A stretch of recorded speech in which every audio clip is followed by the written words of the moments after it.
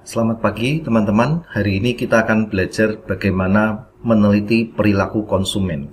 Pengertian penelitian perilaku konsumen itu dalam dunia bisnis, perusahaan harus berkembang dari waktu ke waktu untuk mencapai kesuksesan yang berkelanjutan atau sustainable survival. Salah satu cara untuk mempertahankan kemajuan adalah dengan mengadakan penelitian untuk menggali informasi tentang perilaku konsumen ini, ya, yang berkaitan dengan jenis produk atau jasa yang disediakan sesuai dengan selera dan kebutuhan konsumen. Ya, jadi kita bisa meneliti perilaku, lalu juga untuk mengetahui selera dan kebutuhan konsumen. Itulah kenapa kita harus meneliti perilaku konsumen. Kegiatan penelitian itu memiliki beberapa unsur. Yang pertama, cara ilmiah. Ya, cara ilmiah itu berarti kegiatan penelitian itu berdasarkan pada ciri-ciri keilmuan, ya. Di antaranya yang pertama rasional, ya. Jadi penelitian itu harus masuk akal secara nalar manusia, ya. Jadi bisa diukur, ya. Contohnya perilaku walaupun kualitatif itu masih bisa diukur. Lalu yang kedua empiris. Empiris maksudnya cara yang dilakukan itu dapat diamati manusia sehingga orang lain pun bisa melakukannya. Misalnya meneliti tentang kepuasan konsumen membeli produk, itu bisa diteliti. Bisa dilakukan juga oleh orang lain, tidak hanya peneliti saja. Lalu yang ketiga, sistematis. Prosesnya tertentu dan urut, ya. Sistematis itu urut. Jadi sudah ada penelitian itu sudah ada alurnya, ya. Misalnya dari mengangkat sebuah masalah, ya, lalu menyelesaikannya baik dengan wawancara, kuesioner dan sebagainya, lalu terakhir membuat laporan, ya. Jadi penelitian itu sudah ada sistematikanya, ya. Lalu yang unsur yang kedua yaitu data, ya. Penelitian itu pasti ada data, ya, karena data itulah yang diolah dan nanti akan menghasilkan sebuah kesimpulan. Data hasil penelitian itu adalah data empiris, teramati maksudnya, mempunyai kriteria yang valid, ya. Jadi data itu harus valid, ya. Maksudnya diakui, ya, pertanyaan-pertanyaannya dan sebagainya. Dan ini bisa diolah dengan menggunakan SPSS. Jadi data yang masuk itu harusnya diolah dulu, lalu diolah pakai SPSS, bisa tahu valid atau tidak valid, ya. Yang tidak valid biasanya dibuang.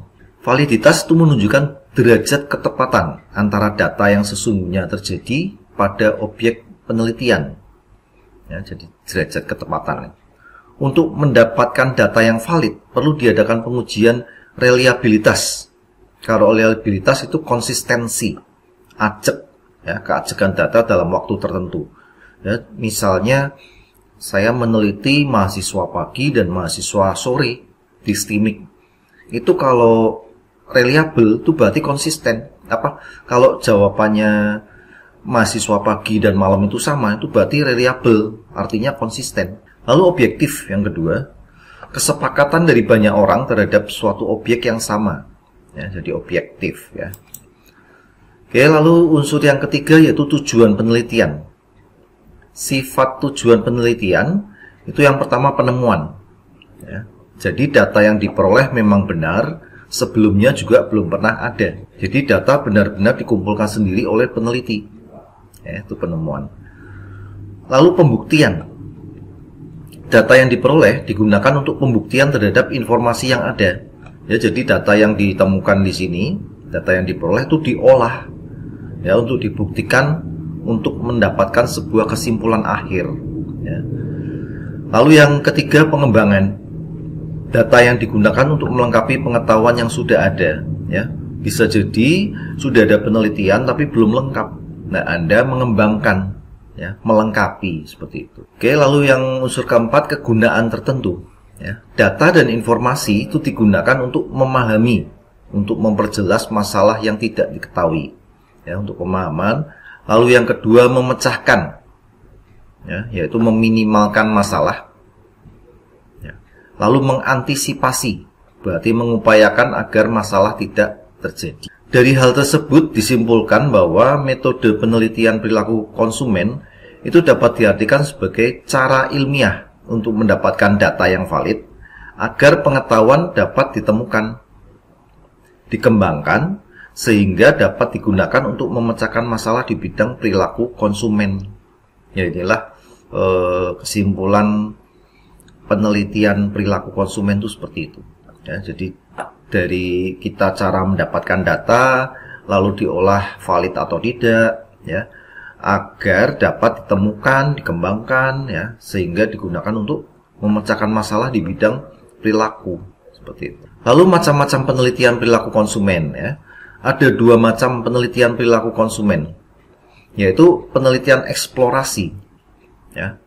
Di sini metode yang dipakai metode mempengaruhi konsumen. Misalnya, mempengaruhi konsumen untuk menggunakan produk, memberi kartu saran untuk mengetahui kesukaan konsumen terhadap produk. Ini mempengaruhi konsumen untuk menggunakan produk. Lalu yang kedua, metode memusatkan kelompok konsumen. Ya, metode ini dilakukan dengan wawancara dengan kelompok yang berlatar belakang sama, yaitu 6-8 orang. Oke, itu eksplorasi. Lalu yang kedua, penelitian tentang kesimpulan konsumen. Penelitian mengenai kesimpulan konsumen terhadap produk, merek, dan pelayanan itu penting. Ya. Penelitian tentang kesimpulan konsumen itu dapat digunakan untuk menentukan dan mengidentifikasi apa yang dipengaruhi konsumen. Oke, sekarang prosedurnya. Prosedur penelitian. Ada 9 langkah prosedur untuk melakukan riset atau penelitian, ya. Riset penelitian. Yang pertama, kita harus mendefinisikan dan merumuskan masalah dulu. Ya, jadi pemasar harus terlebih dahulu menentukan masalah apa yang ingin diteliti. Misalnya tentang kepuasan konsumen. Ya, konsumen itu sebenarnya puas atau tidak sih dengan produk baru itu. Ya. Lalu yang kedua, melakukan studi pustaka. Studi pustaka itu teori-teori yang mendukung penelitian. Misalnya kan tadi meneliti tentang kepuasan, ya. Ya, cari di buku cetak atau di jurnal ilmiah hasil penelitian orang lain tentang kepuasan, ya. Karena dari studi pustaka ini itu dapat menentukan keilmiahan dari penelitian. Lalu yang ketiga, membuat hipotesis, ya. Hipotesis itu anggapan sementara terhadap suatu fenomena yang akan diselidiki. Ya, jadi hipotesis itu di awal, ya. Jadi setelah masalah ada, kita merumuskan hipotesis. Misalnya hipotesisnya konsumen puas terhadap produk baru. Ya, jadi belum diteliti, belum apa, itu kita sudah membuat anggapan baru bahwa konsumen itu puas. Nah, nanti setelah itu baru diambil data, diolah, hasil akhirnya benar-benar sesuai hipotesis enggak? Ya, benar-benar merasa puas nggak dengan produk itu, ya. Jadi ini sebagai anggapan sementara aja, jadi untuk membantu mengarahkan penelitian. Lalu menentukan model, ya. Dengan model statistik yang ada, hubungan dari fenomena yang akan diuji.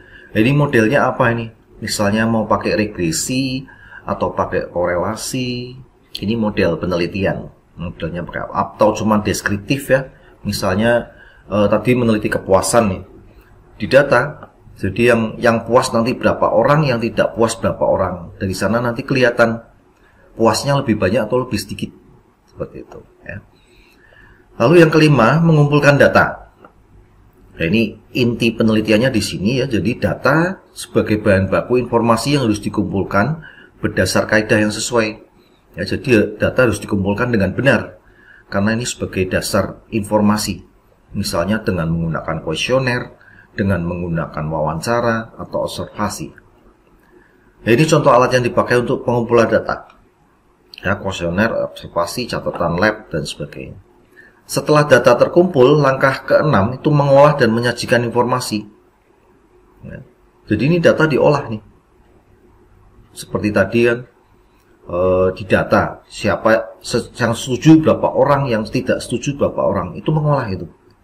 Karena kalau dikumpulkan saja kuesioner itu belum kebaca, makanya harus dibikin seperti apa, turus itu hitungan bidding itu, ya. Jadi setuju berapa orang nanti dihitung, ya, itu mengolah, ya. Lalu yang ketujuh, menganalisis, ya. Jadi dari hasil olahan tadi itu dibentuk tabel, yang setuju misalnya 70, yang tidak setuju 30, seperti itu. Dan setelah itu dianalisa menggunakan alat analisis, bisa kualitatif, bisa kuantitatif. Kalau kepuasan maksudnya kualitatif. atau kualitas ya. Lalu membuat kesimpulan ya. Selanjutnya peneliti membuat kesimpulan ya, berdasarkan hipotesis seperti tadi, misalnya didapat yang setuju yang puas itu 70, yang tidak puas 30. Jadi hipotesis yang diajukan di awal di bab 1 itu diterima ya, bahwa konsumen puas terhadap produk baru. Nah, setelah selesai sampai sini, kita membuat laporan. Nah, ini laporan akhir. Ini sebagai dokumentasinya, sebagai karya ilmiah. Oke, selanjutnya metode pengumpulan informasi konsumen. Ada 3 metode pengumpulan informasi ya. Ini cara-cara mengumpulkan data ya, informasi. Yang pertama, observasi. Salah satu cara untuk mempelajari konsumen adalah dengan mengobservasi perilaku yang tampak. Ya, seperti mengamati kebiasaan konsumen dalam membeli produk, ya, bagaimana memilih produk, memilih merek, memilih produk, memilih harga. Ini perlu diobservasi. Ya. Lalu yang kedua, eksperimen. Metode ini merupakan pengumpulan data dari percobaan suatu situasi, misalnya penentuan besar kecilnya iklan dan pengaruhnya terhadap perhatian konsumen. Ya. Eksperimen. Metode eksperimen itu ada 2, ya, pakai lab dan eksperimen lapangan. Percobaan di laboratorium itu mengontrol variabel dari luar, misalnya meneliti kesukaan konsumen terhadap Fanta, Coca-Cola, Fresti, ya, itu pakai di lab. Ya. Lalu eksperimen lapangan, ya, percobaan ini dilakukan untuk mengetahui respon konsumen terhadap suatu produk, merek baru, harga, iklan. Yaitu terjun ke lapangan ya, misalnya observasi, pakai kuesioner dan sebagainya. Oke, lalu yang ketiga dengan metode survei. Metode survei itu merupakan metode pengumpulan data dengan partisipasi aktif dari konsumen. Ya, ada 3 teknik survei ya. Yang pertama dengan wawancara pribadi. Ya, jadi ketemu langsung dengan konsumen. Ya. Wawancara di sini harus disesuaikan dengan situasi, kondisi, tujuan. Kita harus janjian waktu, tempat, dan sebagainya. Lalu survei melalui telepon. Ya, teknik ini digunakan untuk mengetahui pendapat konsumen atas penggunaan barang yang telah dibeli ya, dengan melalui telepon. Ya. Lalu yang ketiga melalui surat. Ya. Surat sekarang sudah jarang ya. Ini mungkin bisa diganti dengan Google Form ya. Survei dilakukan melalui surat atau Google Form dengan menyebarkan kuesioner melalui media pos atau Google Form ya. Nah, di sini kuesioner harus sederhana dan mudah dijawab karena kuesioner itu responden harus jawab secara lengkap. Nah, kalau kuesioner yang sulit itu ada yang dikosongi. Kalau ada yang kosong itu berarti dibuang. Ya, makanya di sini kuesioner harus sederhana mungkin sehingga mudah dijawab. Oke, lalu kita lihat jenis-jenis data penelitian.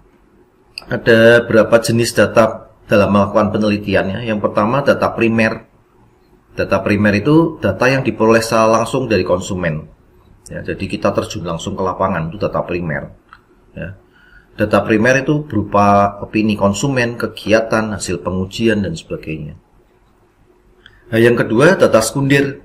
Data sekunder itu data yang dibuat oleh orang lain, tapi digunakan di dalam penelitian kita. Ya, data sekunder. Nah, ini tipe-tipenya ini. Ya. Tipe data sekunder itu ada data internal, ya, data yang dimiliki oleh narasumber. Misalnya sejarah perusahaan, struktur organisasi, jumlah karyawan, itu data internal, data yang dimiliki oleh perusahaan. Ya. Ada juga data eksternal, data yang dibuat oleh orang lain, organisasi lain, seperti buku cetak. Ini yang paling banyak kita pakai, ya. Buku cetak untuk kuliah, lalu data penduduk dan sebagainya. Oke, selanjutnya hal yang perlu diperhatikan dalam riset perilaku ya. Ini menurut Setiadi, hal yang perlu diperhatikan dalam melakukan riset perilaku yang pertama pengamatan. Peneliti harus bisa mencerna informasi yang didapat dari observasi, kemudian melakukan penarikan kesimpulan. Ini pengamatan.